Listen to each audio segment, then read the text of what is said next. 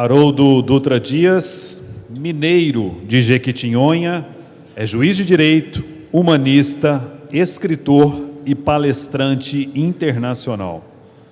Estudioso de temas importantes como filosofia, espiritualidade e literatura grega. Doutorando e mestre em neurociências pela Universidade Federal de Minas Gerais. Ele tem formação em psicologia e biomedicina. É também articulista e autor de diversas obras. Agora, ele vai nos falar sobre o perdão. Recebamos, com muito carinho, o nosso irmão de ideal cristão, Haroldo Dutra Dias.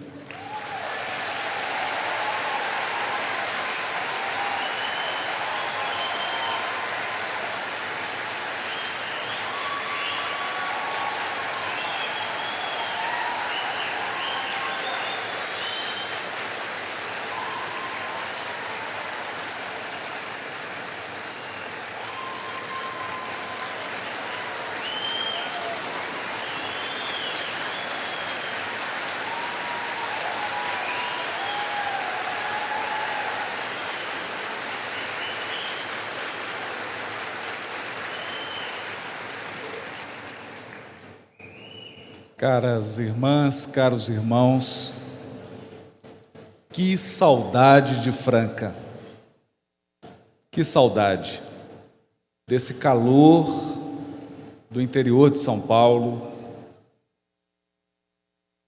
dessa força do movimento espírita paulista, desse compromisso em nos reunirmos aqui para entrarmos em sintonia com as forças espirituais que dirigem os nossos destinos.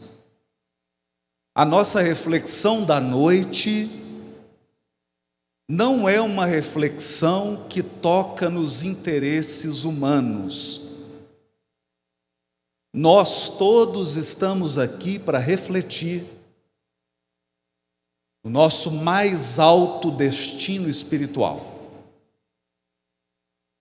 A doutrina espírita rasgou os véus do entendimento. Deus deixou de ser aquele soberano sentado em um trono que pune as pessoas, que castiga, que envia para o inferno, para o purgatório,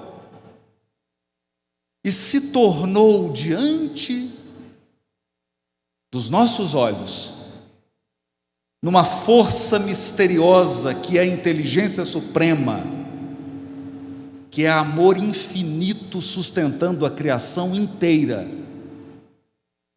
Nós deixamos de encarar a Terra como centro do universo. E exatamente agora, no século 21, em que a tecnologia nos mostra um universo muito mais amplo do que imaginávamos, a doutrina espírita se faz presente e mostra a sua atualidade.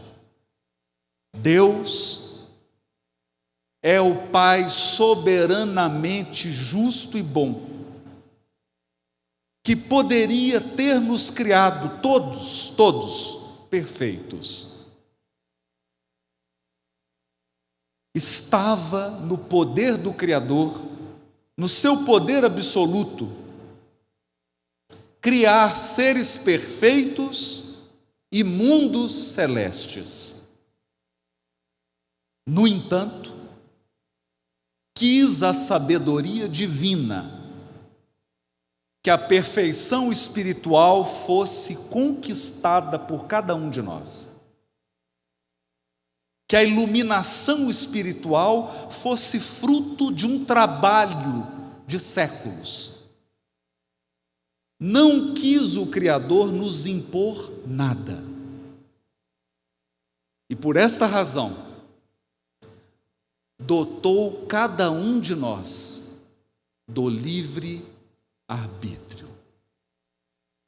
O livre-arbítrio é a faculdade mais respeitada pela espiritualidade. Nem mesmo o Criador, em todo o seu poder, tolhe o nosso arbítrio limitado. É claro que não somos o Criador. Nem tudo pode ser alterado pela nossa vontade. Nós vivemos num universo infinito, obra da sabedoria divina. Mas no que diz respeito ao nosso destino, cada um de nós é o próprio escultor. Sendo assim, nunca haverá interferência na sementeira. Todos os seres são livres para semearem o que quiserem. Se decidirem semear a violência, poderão semear a violência. Se nós decidirmos semear o desrespeito ao outro, nenhuma força superior interferirá em nosso livre-arbítrio. No entanto, se a lei proíbe a interferência no livre-arbítrio, na colheita não há escolha. A colheita é obrigatória. A colheita é o momento do aprendizado do espírito. Recebe cada espírito o resultado das suas decisões. Cada espírito é conduzido ao ambiente da sementeira. E embora conte com os recursos da misericórdia divina, embora conte com o amparo, deverá percorrer o campo que semeou e conviver com os frutos. Os frutos. Assim, enquanto estamos encarnados, e o que é uma encarnação? O que é uma encarnação? O que são 80 anos terrestres? Quem aqui já está com 70, 80, olha para trás e parece que foi ontem. Se você está com 20, parece que foi ontem. O tempo voa. Uma encarnação humana é um lampejo. E nesse pequenino intervalo de tempo entre o berço e o túmulo, nós não conseguimos enxergar. Nem sempre você verá aquele que semeia colher. E nem sempre você verá aquele que colhe semeando. Muitas vezes você encontra alguém que está na colheita dolorosa, mas você não viu a semeadura. Porque o nosso olhar humano é limitado. O nosso olhar humano é focado no corpo físico. Nós medimos a pessoa pela aparência, pela idade do corpo físico. Hoje não, mas antigamente as pessoas chegavam para mim e diziam: mas você é tão jovem. Eu falava: é porque você está olhando para o corpo. Hoje já mudou. As pessoas chegam e falam assim: olha, seu cabelo está branco, eu estou fazendo luzes para parecer mais velho.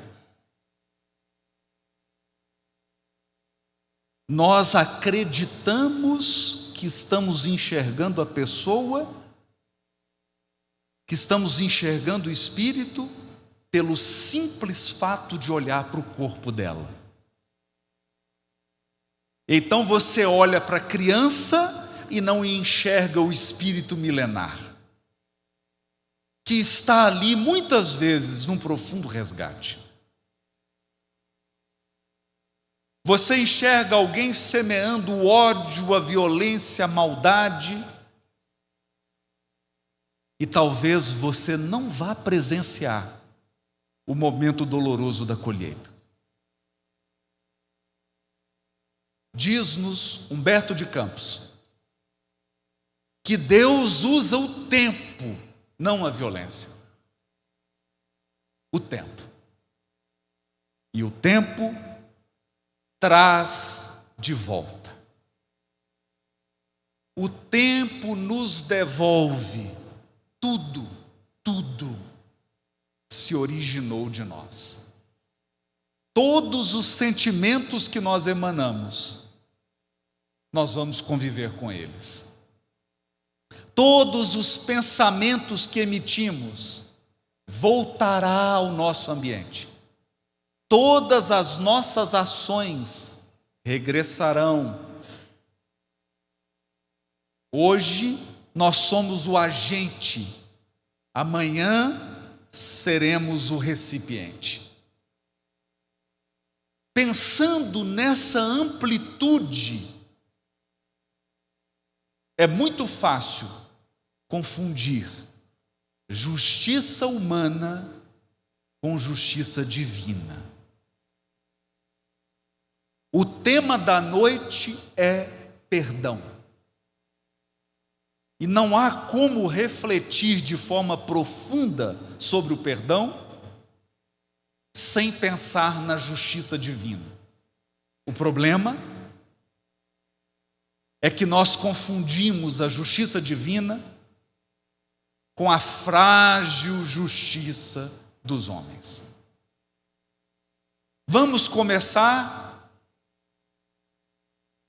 pela fragilidade da justiça humana.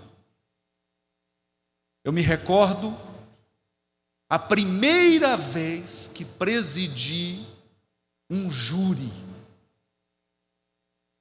um julgamento de um crime contra a vida. Foi doloroso. E então, depois de dada a sentença, a mãe da vítima me procurou para conversar, ali mesmo, no tribunal do júri, e me disse assim: até que enfim a justiça foi feita. É uma pena que na sua sentença a pena tenha sido tão pequena.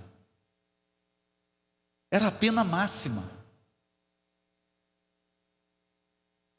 Porque aquele indivíduo já tinha assassinado antes 16 pessoas. Era o 17º homicídio dele.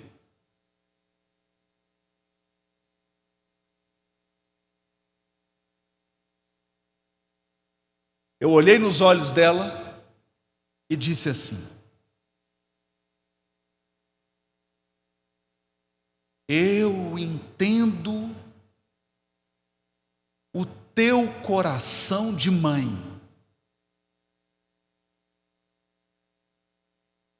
E eu não imagino o que é estar no teu lugar. Porque também tenho filhos. E não sei se teria a tua força de passar por isso. Mas eu peço perdão e desculpas para corrigir uma frase da senhora. A justiça não foi feita hoje.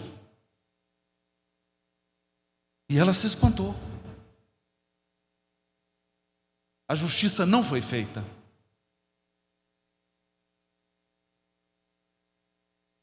Ela olhou para mim e disse: por quê? Porque o teu filho não foi devolvido.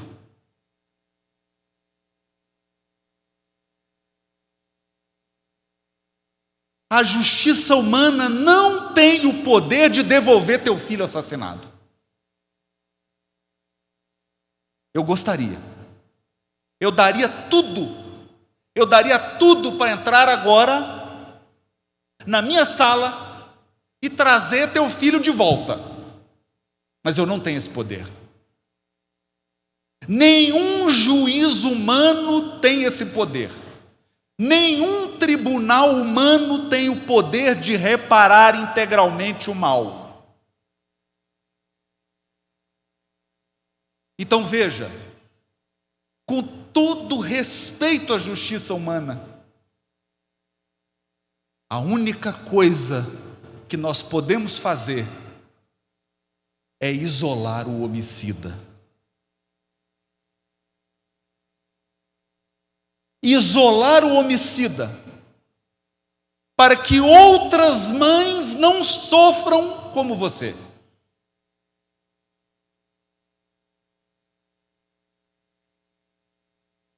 Então, nosso papel aqui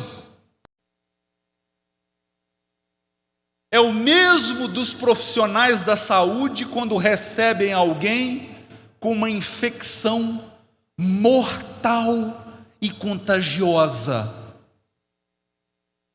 Isolar o paciente. Só isso. A sentença de hoje apenas decretou um isolamento. A justiça não foi feita.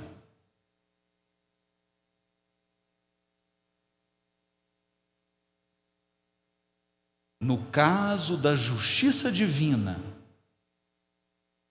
que é soberana, o mal é integralmente reparado. No caso da justiça divina, aquele que perpetrou o mal terá que voltar e reparar cada centímetro da maldade.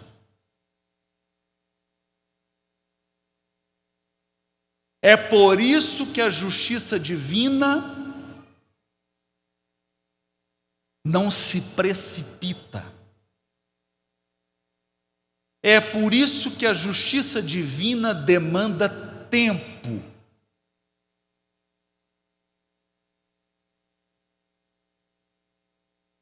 Outra grande lição da justiça divina: só há um juiz, que é Deus. Quando trouxeram a mulher adúltera, que estava sendo julgada pelos homens, por aqueles que acreditavam que o papel da justiça é apedrejar, essa era a concepção. Porque nós, seres humanos, confiamos mais no justiceiro que na justiça. Só tem um problema com o justiceiro: não há diferença entre ele e o criminoso.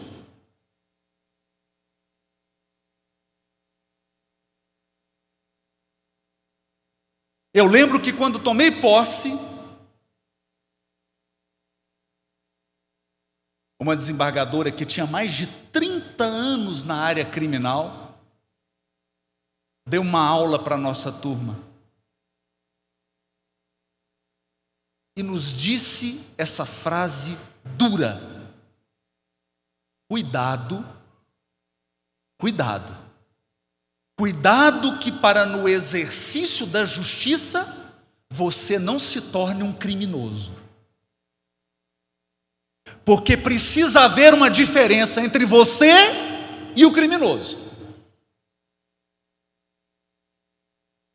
Se Se não houver diferença entre o criminoso e aquele que julga, ambos são criminosos.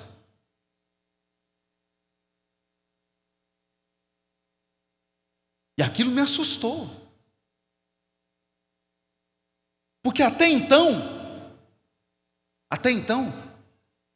eu não havia entendido isso. É por isso que eu gosto da Marvel.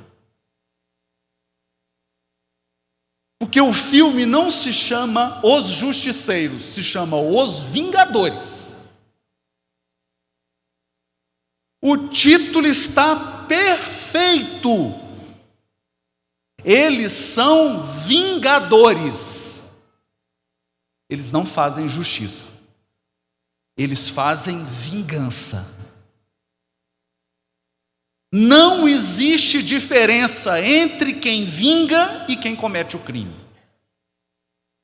Ambos sujam as mãos de sangue. Nós vamos ler sobre isso.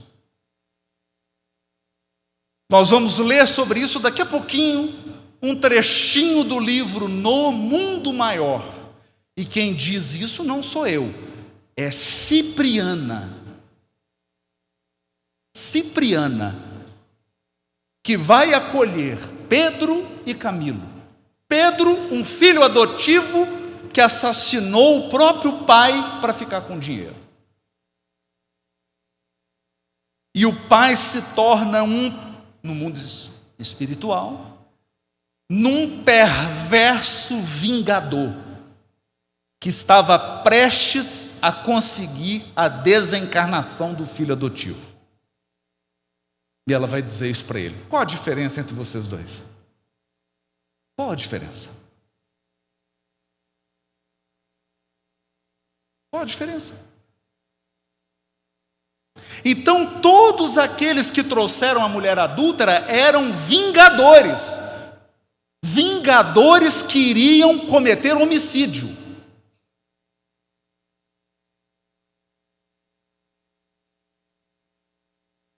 E pediram a opinião do único justo que estava ali. O espírito mais justo que já encarnou na terra.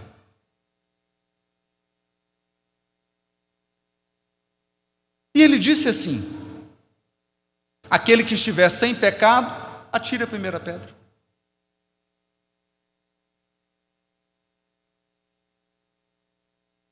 Atire a primeira pedra.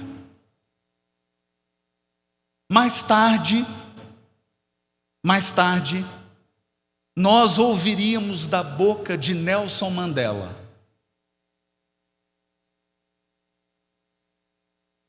ele disse assim: se eu implementar agora o olho por olho e o dente por dente, nós vamos erguer uma África do Sul de cegos e banguelos.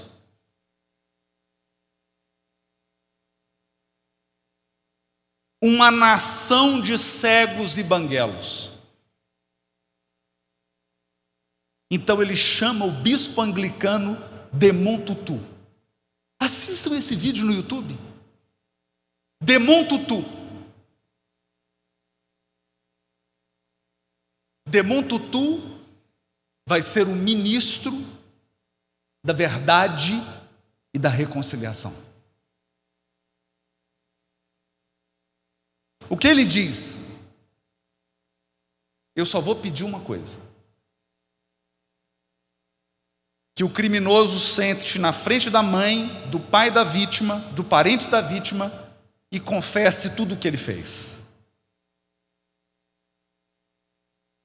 Esse vídeo é emocionante.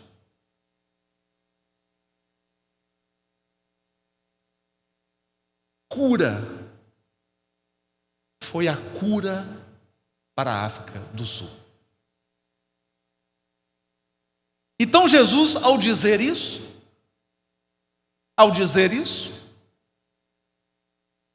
porque quem tem a ânsia de apedrejar, esqueceu dos seus erros. Esqueceu dos seus erros. para cada pedra que você está disposto a tirar, talvez tenham dezenas de pedras preparadas para virem na sua direção.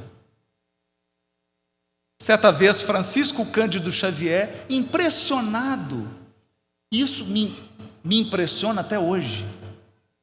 Uma vez eu interrogava um réu e perguntei para ele: mas por quê?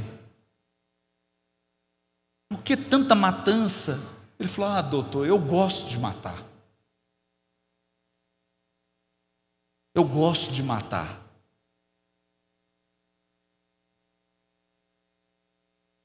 Impressionado com esse fenômeno,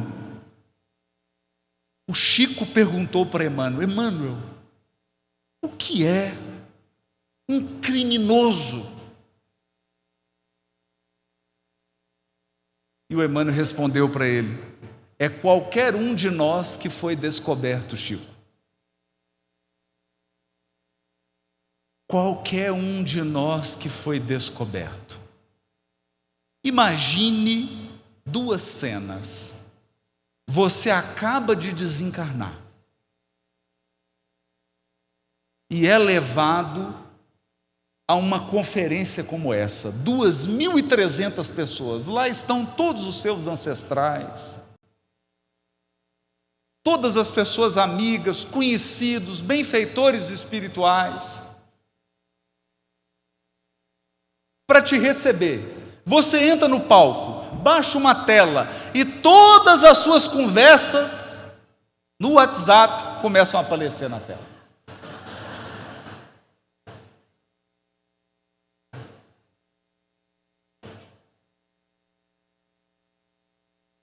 Alguém se anima?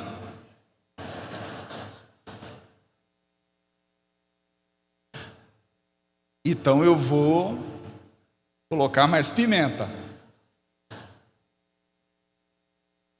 Nesse mesmo evento, depois das suas ingênuas conversas no WhatsApp, de uma vida inteira, desde o dia que você abriu a conta no WhatsApp até o dia de você desencarnar, todas as conversas, todas as fotos, todos os vídeos, todas as carinhas, tudo.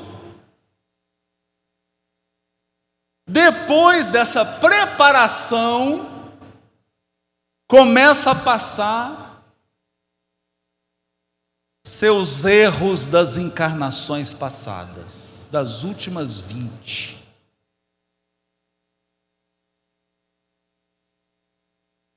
Eu vou te assegurar,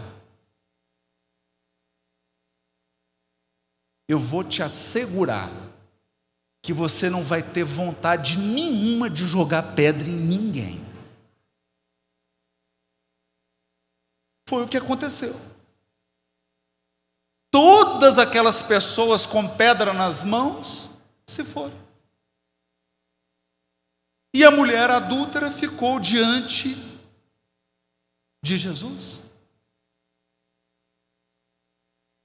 acreditando que a partir de agora, ele, o justo, porque ele falou assim: aquele que tiver sem pecado atira a primeira pedra. Ela falou: a pedrada vai vir de Jesus.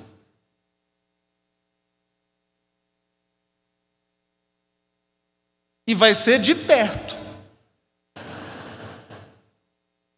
O que Jesus disse para ela? Eu também não a julgo. Vá e não peques mais. Atenção agora. Tem uma lição importante aqui.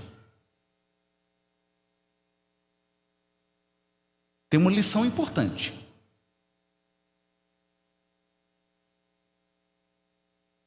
Todo mundo tem vontade de perguntar para uma juíza ou para um juiz espírita o seguinte: como você, sendo espírita, julga as pessoas?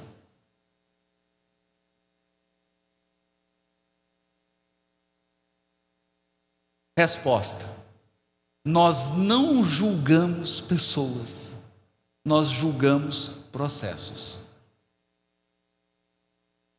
Quem julga pessoas é Deus. Foi isso que Jesus disse à mulher adúltera.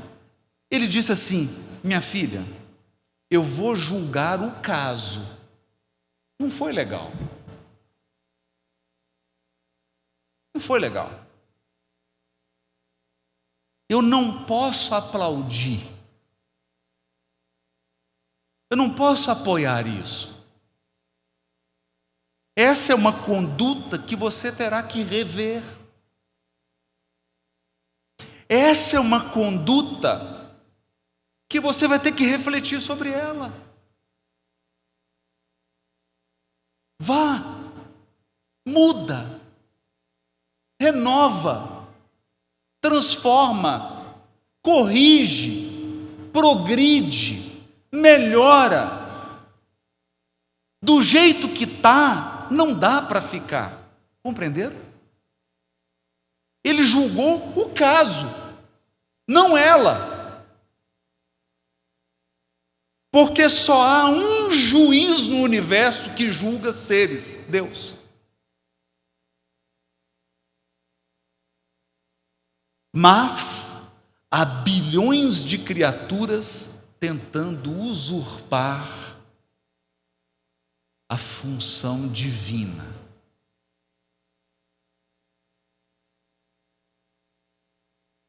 Então o que acontece? E agora eu preciso que você acompanhe esse raciocínio. Porque Deus te deu livre-arbítrio. Então, quando alguém te provoca um dano, quando alguém causa um trauma em você, quando alguém provoca uma perda, há dois caminhos. É você que vai escolher. Letra A.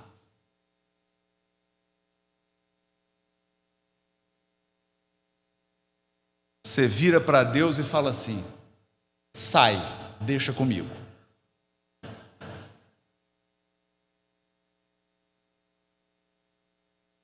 Sai daqui. Eu vou resolver esse negócio. Tive aulas com Thor, com Hulk, com Homem de Ferro, com Homem-Formiga, com todo mundo. Eu agora sou um vingador. E eu vou perseguir essa peste até os fins dos meus dias. Só que os seus dias não têm fim.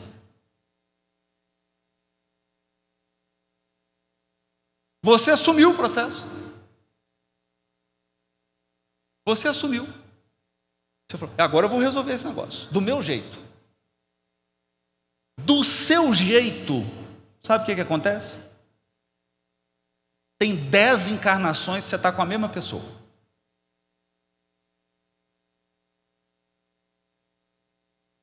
Aí quando a gente analisa o processo, está assim: nossa, meu Deus, coitadinho dele. Olha o que fizeram, olha o que essa pessoa fez com ele. Aí o benfeitor fala assim: continua lendo. Aí vira a página. Nossa, mas na outra ele fez igual. Continua. Olha, agora foi o outro. Mas isso aqui está parecendo ping-pong. Sim. Dessa vez, é a vez 50 que ele te ofendeu. E na matemática, você já ofendeu 48. Tem mais 2 encarnações para você vingar. Para empatar.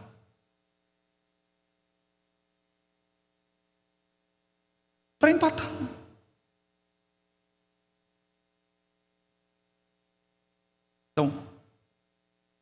Pode isso, Arnaldo? Pode. Pode. Eu posso vingar? Pode. Pode. Pode. É por isso que existe obsessor. É por isso que existe perseguição. É por isso que existe parente.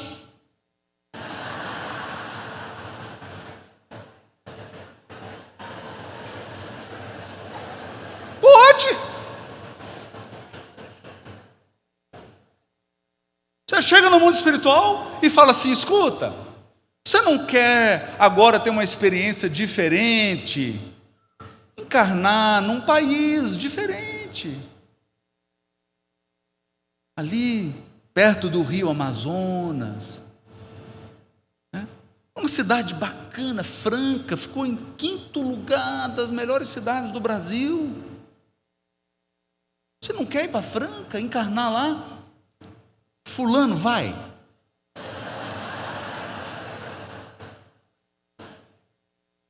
Não, o fulano, nós estamos pensando em mandar ele para um lugar bem ruim. Porque agora ele vai ter que colher uma série de equívocos. Não é só com você, porque ele está cometendo equívoco demais. Eu vou com ele, para onde ele for. Eu vou porque eu vou atormentar ele até o fim dos meus dias. Então o ódio tem uma característica. O ódio une mais do que o amor. Porque o ódio é uma algema, o ódio é uma gaiola. O amor não. O amor é porta aberta. A pessoa entra e ela fica se ela quiser. Amor é assim. Quando você ama, você fica porque você quer ficar. Quando você é amado, a pessoa fica porque ela quer ficar. No ódio, não. No ódio, não. Às vezes, a união é tão forte, que eles dividem o mesmo corpo. Só tem 2 cabeças diferentes. Então, nasce siamês. Nasce do mesmo corpo.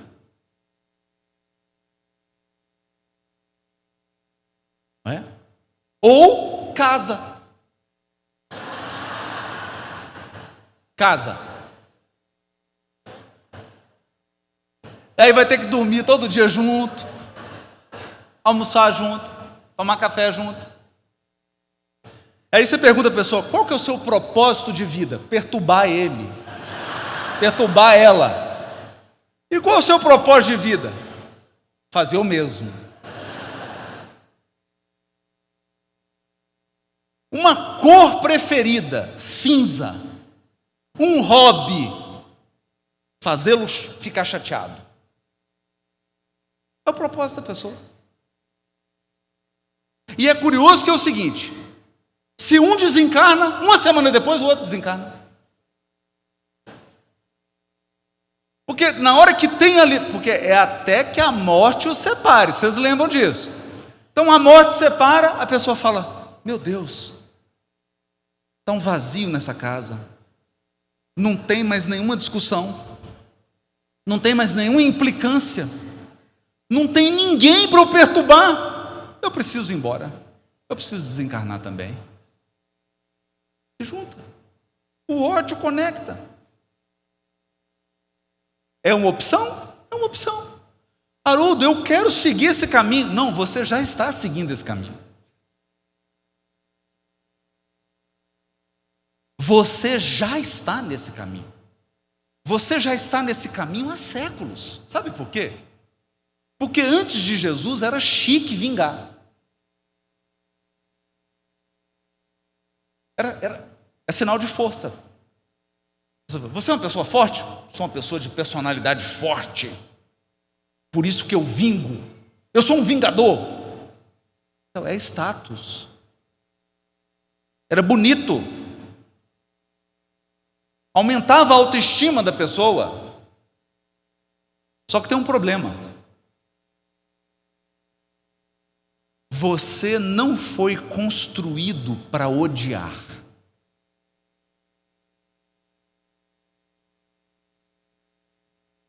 Então, você tem um aparelho gastrointestinal, estômago e intestino.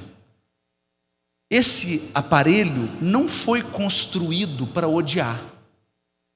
Então você começa a ter azia, síndrome do intestino irritado, úlcera nervosa, câncer no intestino, câncer na boca, na língua.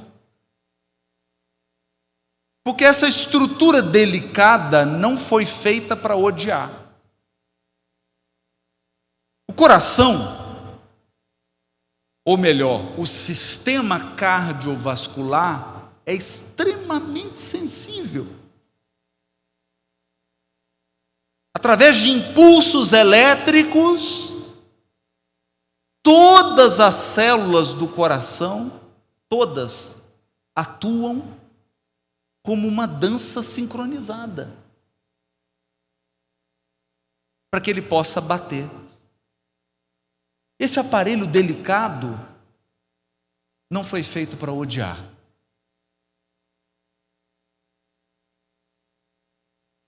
Então, quando eu cultivo o ódio, a mágoa, o ressentimento, eu afeto o meu sistema cardiovascular. Eu afeto o meu cérebro. Eu adoeço. Porque o ódio é um veneno que você toma para matar o outro.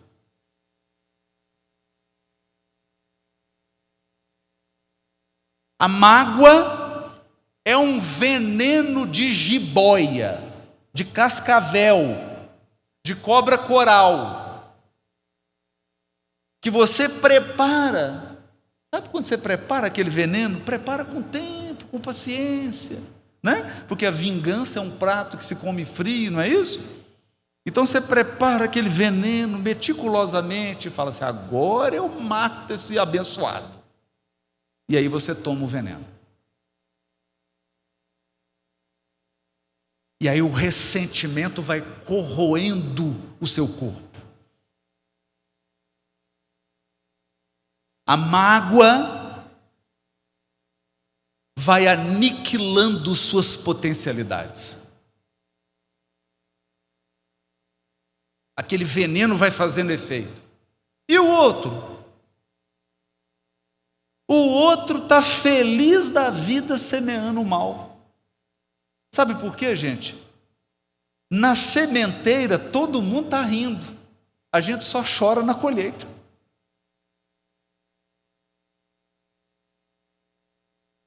Só chora na colheita.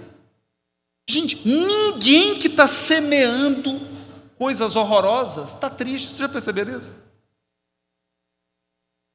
A pessoa está semeando aquelas ações mais horripilantes. Ela está sempre sorrindo. Ela está sempre com um ar de vitoriosa. Já perceberam isso?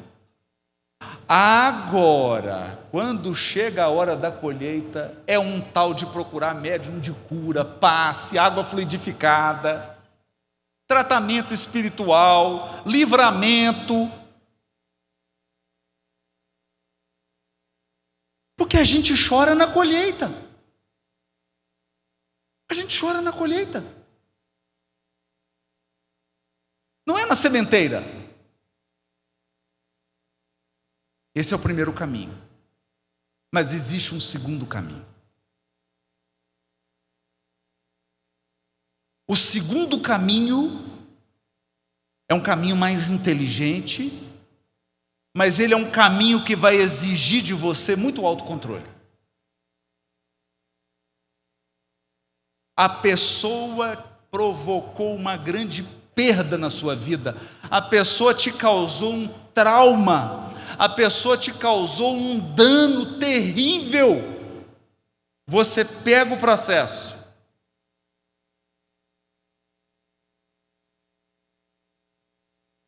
e fala assim: olha, Deus, você julga. Você julga.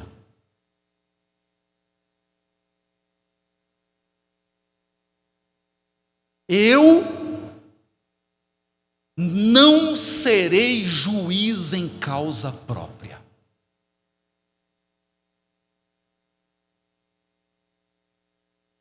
Eu não serei juiz em causa própria.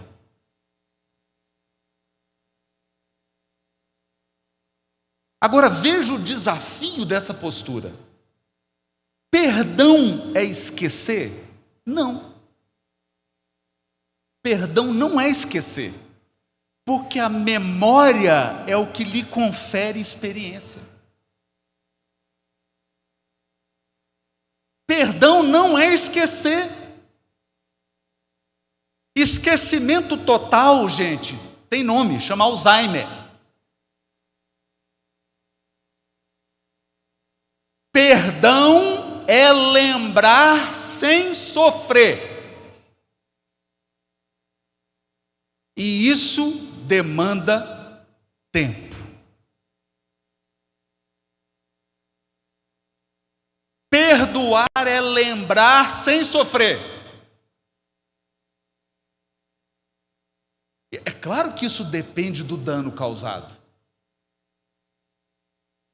Então tem ofensa que com uma semana você lembra sem sofrer. Você lembra e fala: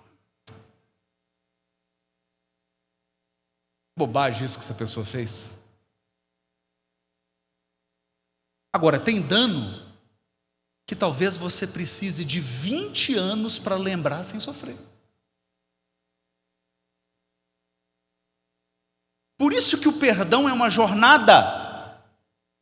Agora, o perdão é o seguinte: se o ódio é um veneno que você toma para matar o outro, o perdão é uma dádiva que você entrega, mas quem recebe é você. Eu vou repetir. O perdão é o único presente que você entrega, mas quem recebe é você.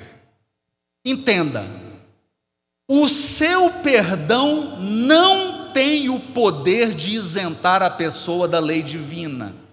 Não seja presunçoso. Não seja presunçoso. O fato de você perdoar alguém não isenta essa pessoa de se haver com a lei divina. Ela terá que reparar todo o mal praticado. A quem? A você? Não. Sabe por quê? Existe uma coisa, eu custei aprender isso. A pancada teve que ser grande para eu aprender isso. Quando alguém te machuca, essa pessoa pega uma algema e coloca um lado da algema no seu braço.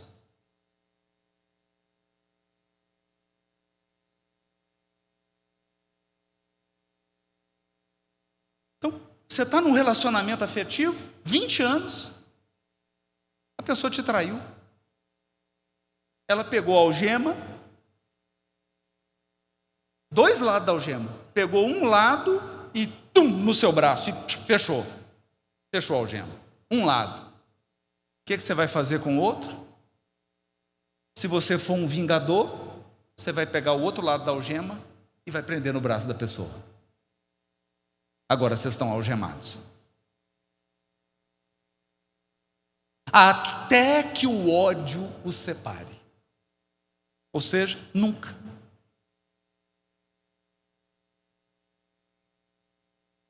Mas se você resolveu entregar o processo para o juiz supremo, você fala assim: olha, essa é contigo. A pessoa colocou a algema no seu braço. O que você faz com o outro lado? Coloca na outra mão. Na sua.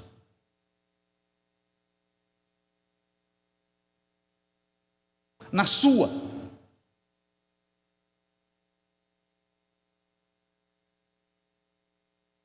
Porque no dia da colheita, no dia que essa pessoa que te provocou um dano, no dia que essa pessoa que te causou uma perda, no dia que essa pessoa que te provocou um trauma for colher o mal que ela plantou, ela vai perguntar assim: cadê fulano?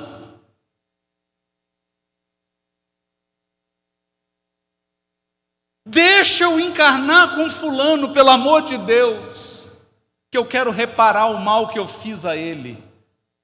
Aí os maiores dirão: ela ou ele te perdoou. Você vai reparar o mal, mas não com ele, não com ela. Ela alçou o voo. Então, se você está com um papelzinho, anota. Sinônimo de perdão é #fui. Anota isso. Sinônimo de perdão é #fui. Fui.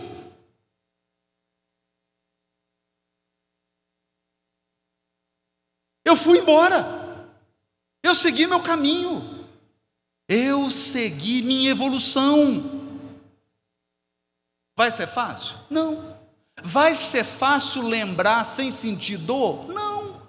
Talvez você precise de 10, talvez você precise de 15 anos, talvez você precise de 20 anos, talvez você precise de uma encarnação inteira. Mas um dia você vai lembrar sem sentir dor.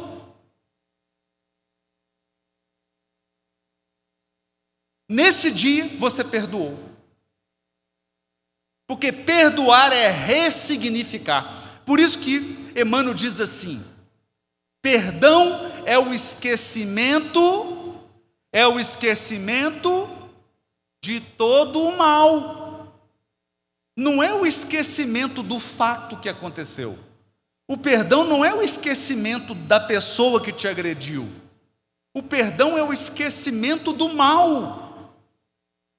Você lembra do fato, você lembra da pessoa, você lembra da hora exata, você lembra de todos os detalhes, você só esquece o mal.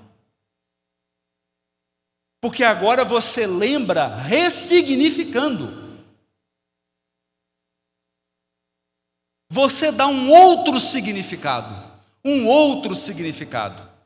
E para mostrar isso,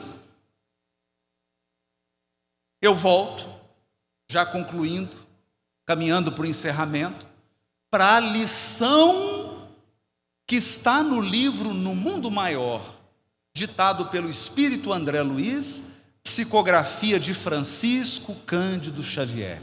O livro No Mundo Maior está na série André Luiz. No livro No Mundo Maior, o instrutor, o benfeitor é Clarencio.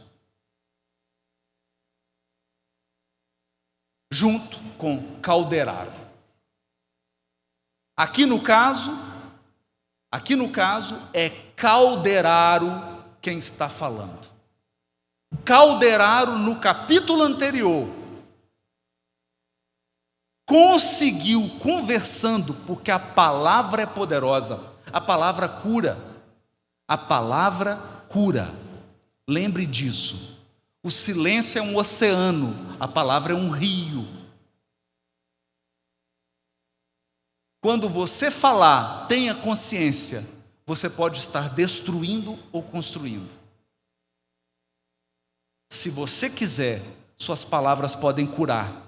E Calderaro pronunciou palavras de cura para alguns obsessores e conseguiu convencer esses obsessores. Mas então ele chegou diante de Pedro e Camilo. Pedro e Camilo. Camilo era um senhor destemperado, ignorante, não media as palavras, adorava humilhar as pessoas, mas tinha um coração bom. Adotou Pedro, recebeu Pedro como filho adotivo. E Pedro começou a trabalhar, quando atingiu a adolescência, no comércio do pai adotivo, Camilo. Mas nesse ambiente, o pai adotivo sempre humilhando o filho adotivo. Pedro, dando vazão ao lodo da sua alma, dando vazão às suas inclinações más, planejou o assassinato do pai adotivo, executou e roubou o patrimônio.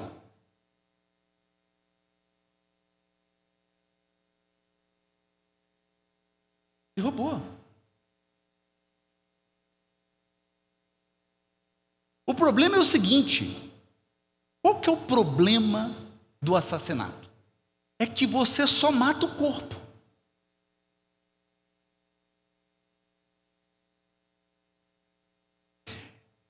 Eu lembro de uma pessoa, eu conversava no interrogatório com ela, e falei assim: quantos você já matou? Ele falou: não, matei não, doutor, executei. Ele fazia parte de um grupo de extermínio. Ele falou: matei não, só executei. Eu falei: e como é que você executava? Eu cortava a cabeça, dava tiro na cabeça. Ah, entendi. Então não matava não, só executava, né? Só executava, doutor. Mas, doutor, pode ficar tranquilo que eu nunca matei gente boa. Só matei gente que não presta. Eu falei: mas... Fiquei pensando, que coisa boa, né? Aí naquele momento, eu já sentindo um peso no ambiente, falei assim: essa turma está toda aqui na minha sala agora, né?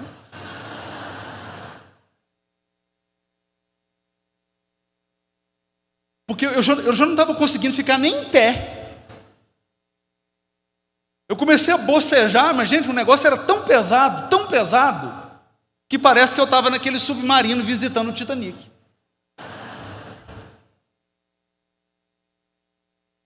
Aí eu virei para ele e falei assim: escuta, você dorme? Ele falou assim: doutor, eu nunca mais dormi, porque toda noite eu sonho com essa gente ruim que eu executei.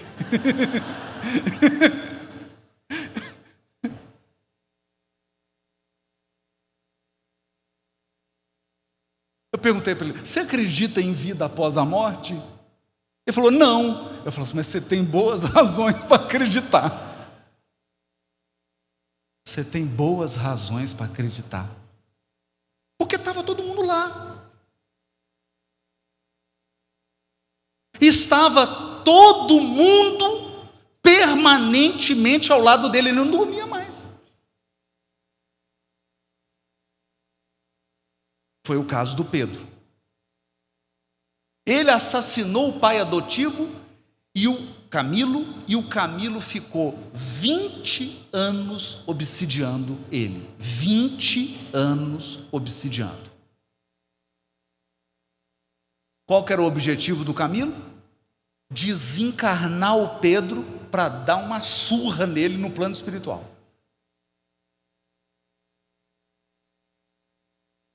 Simples. Aí o André Luiz fala para o Calderaro assim: Calderaro, vamos fazer fazer uma palestra sobre perdão para os dois? O Calderaro falou: não adianta, meu filho. Não adianta. Aqui, André, só o amor. Nós vamos pedir a ajuda agora da Cipriana. Gente, aí chega uma senhorinha chamada Cipriana.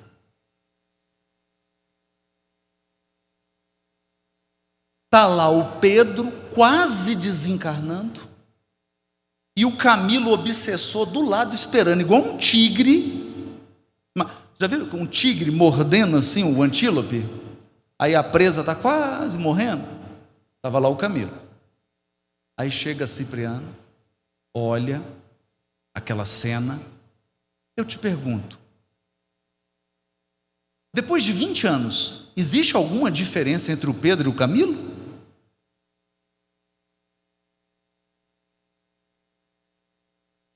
Quem é mais cruel? Dá um concurso bom, viu? Quem é mais cruel? O Pedro que assassinou ou o Camilo que está obsidiando e está quase conseguindo assassinar? Está obsidiando por 20 anos. Quem é mais cruel? Existe vítima e algoz? Nesse caso aqui? Então a Cipriana chega, olha para os dois e faz uma prece. Recolhe, faz uma prece. Quando a Cipriana faz uma prece, o perispírito dela se transforma num arco-íris. Ela começa a brilhar.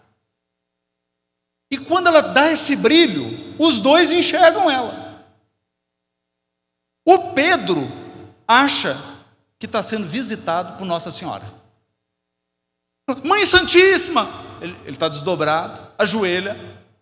E o Camilo fica meio assim, o obsessor, meio dando uma de durão, olhando.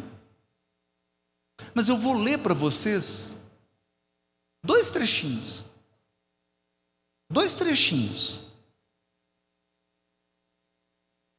A Cipriana primeiro fala com o Pedro.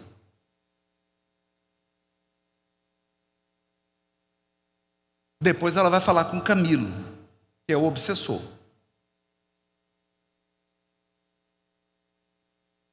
Que fazes tu, Camilo? Que fazes tu? O algoz, demonstrando incompreensível frieza, retorquiu cruel: que pode fazer uma vítima como eu, se não odiar sem piedade?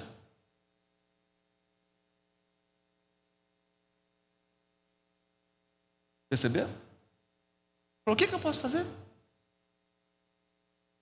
A única coisa que eu posso fazer é odiar sem piedade. Eu vou odiar sem piedade. Olha o que a Cipriana vai dizer para ele. Odiar tornou Cipriana sem se alterar. Sabes a significação de tal atitude? Você sabe? Você sabe o que representa essa atitude de odiar? As vítimas inacessíveis ao perdão e ao entendimento querem ultrapassar a dureza e a maldade dos algozes, provocando horror e compaixão. Olha isso. Aqui ela está descrevendo o vingador. O vingador é uma vítima que se tornou mais cruel do que o seu algoz.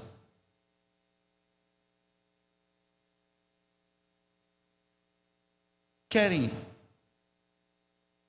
Tem um programa bom para você fazer. Mas antes você tem que fazer um culto no lar antes e um depois. Assista às séries de filmes Batman. você vai entender a psicologia de um vingador. Você vai entender.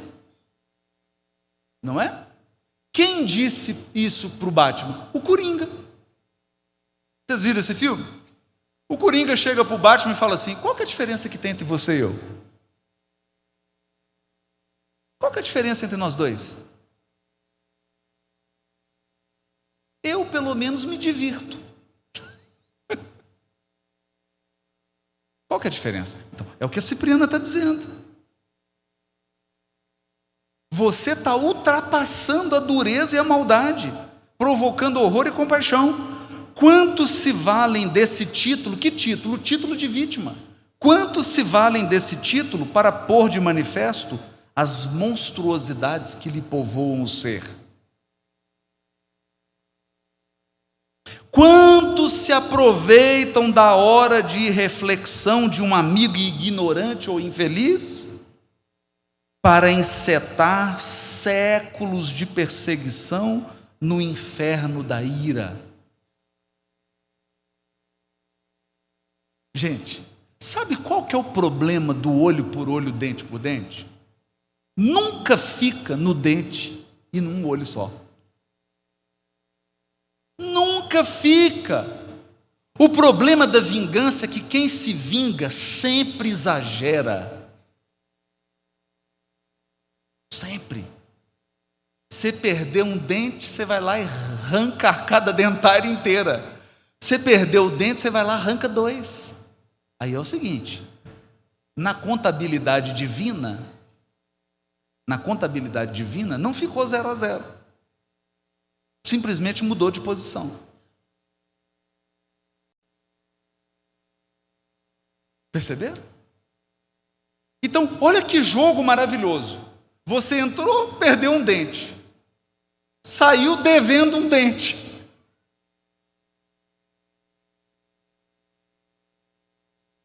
Qual que é a vantagem disso? Qual que é a vantagem disso? A condição de vítima não te confere santidade. Vale-te dela para semear na própria senda ruína e miséria, treva e destroços. Ele está usando a condição de vítima para ser pior do que o algoz. É isso que ela falou para ele. Sem dúvida, Pedro te feriu em momento de insânia, de loucura, perdido na ilusão, na mocidade turbulenta. No entanto, pai de família que você foi, homem refletido e prudente que aparentava ser, não encontrastes no teu espírito uma mínima réstia de piedade fraternal para desculpá-lo. Há 20 anos, Camilo, você instila em torno de ti a peçonha da víbora, na postura de famulento chacal.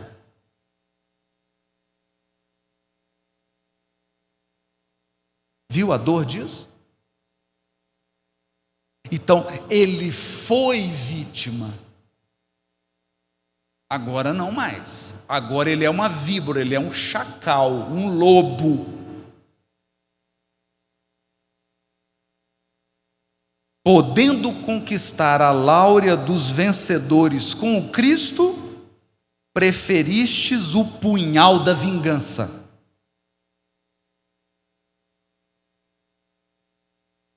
Misturando-te com os malfeitores endurecidos.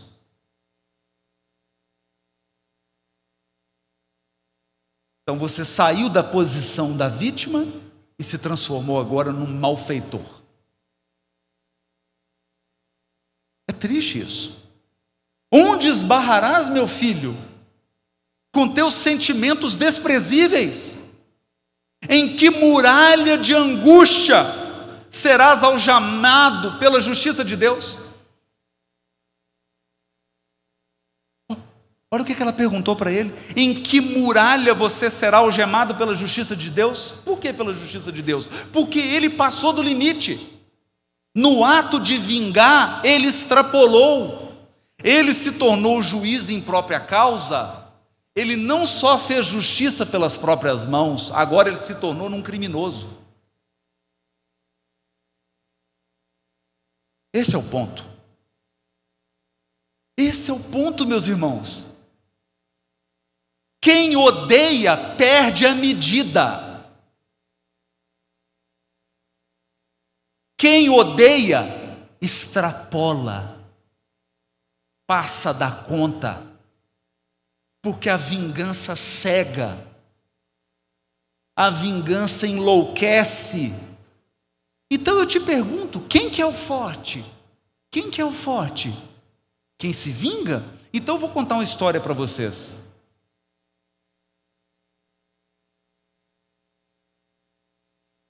Fui fazer um júri, o réu era um médico, 56 anos de idade. História. Ele estava indo para o hospital, fazer uma cirurgia, 56 anos de idade, 30 anos de casado, 3 filhas lindas, todas fazendo medicina. E ele está indo para o hospital. Alguém dá uma fechada no trânsito. Eu não sei se você dirige, mas o trânsito é um lugar onde a gente ressuscita nossa herança do mal.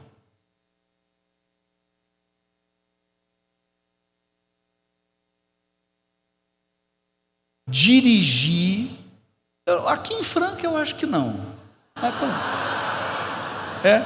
Mas assim, você vai para São Paulo, Tietê, 6 horas da tarde, você começa a lembrar daqueles tempos de gladiador, aquelas encarnações de 5.000 anos atrás, que você era quase que um canibal, se alimentava de carne humana. Então o sujeito deu uma fechada, encostou no carro dele. Ele parou o carro e começaram a discussão. 1 minuto e meio de discussão.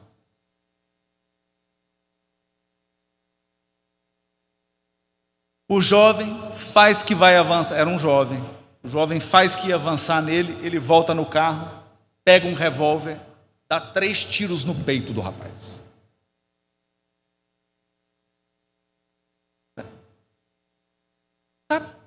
Isso é ser forte, não é?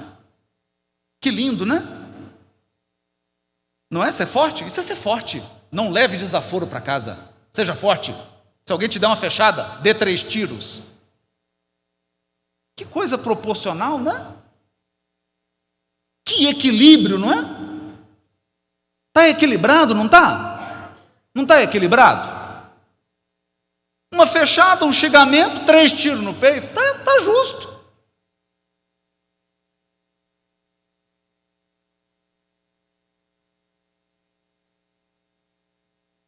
A hora que eu fui interrogá-lo,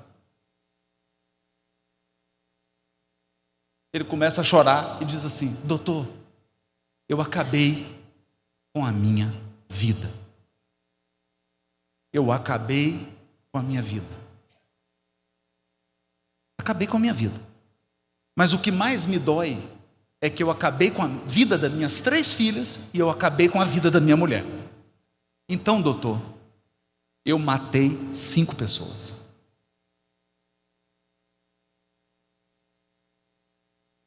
Você quer ser forte assim?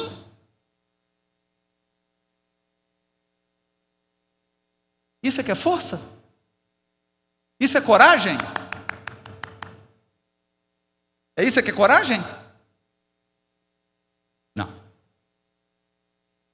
Você quer ser forte? Então vou dizer uma coisa para você. Perdão é para os fortes.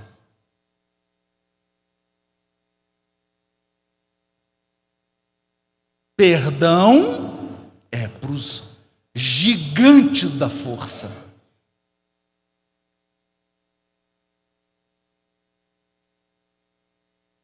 A vingança que é para os fracos.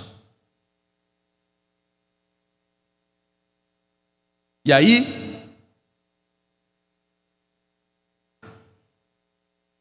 Cipriana diz para ele, e com esse parágrafo eu termino.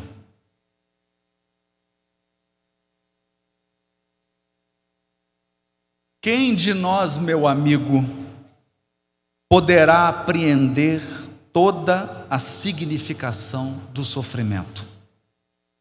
Quem?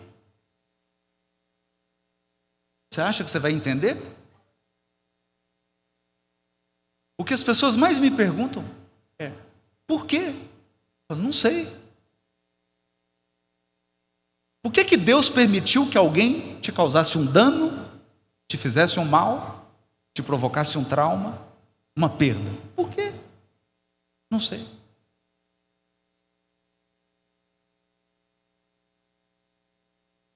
Você não vai entender isso agora. Indagas a razão por que permitiu o Senhor atravessasse tão dura prova. Não será o mesmo que interrogar ao oleiro pelos motivos que o compelem a cozer o delicado vaso em calor ardente? Ou inquirir do artista os propósitos que o levam a martelar a pedra bruta para a obra-prima da estatuária? Será que você não está sendo esculpido? Será que você não está sendo talhado? Será que você não é um mármore precioso e algumas coisas precisam ser arrancadas de você?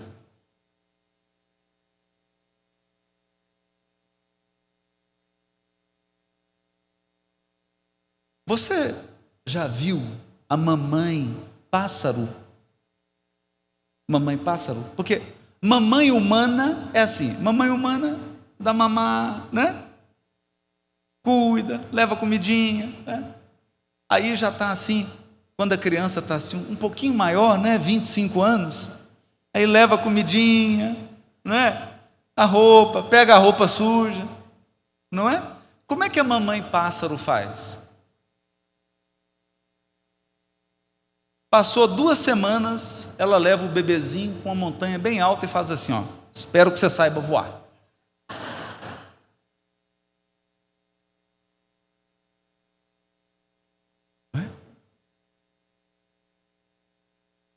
Então, será que esse golpe não foi livramento? Será? Será que isso que você perdeu não foi libertação? Não foi escultura? Você vai saber um dia. O martírio, Camilo, a dor expande a vida, o sacrifício liberta a vida. O martírio é problema de origem divina.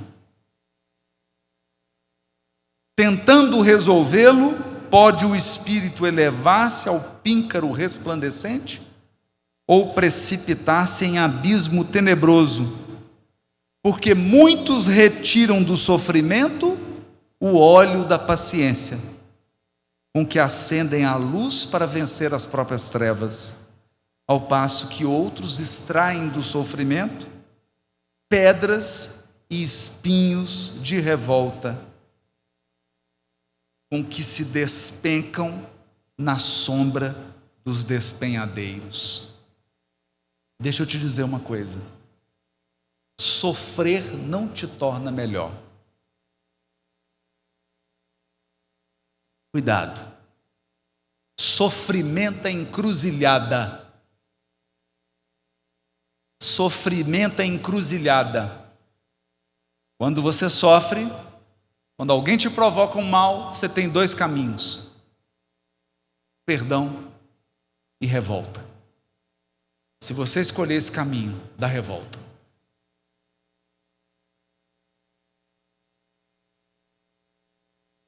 você vai multiplicar a dor e o sofrimento.